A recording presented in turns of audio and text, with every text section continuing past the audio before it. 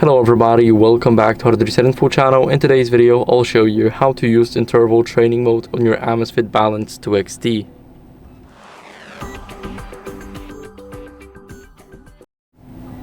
So let me quickly enter the password. What you guys want to do is go over and open up the workout app. So the workout app is right here at the top.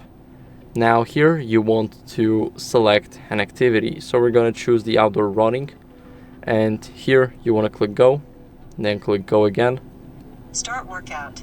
And as you guys can see, here we have the warm up. Here we need to define the warm up, training, rest, and sets. And then we will be able to basically change our intervals. So that's how you guys can do that. I hope this video was helpful. If it was, then leave a like, subscription, and a comment, and I'll see you in the next one.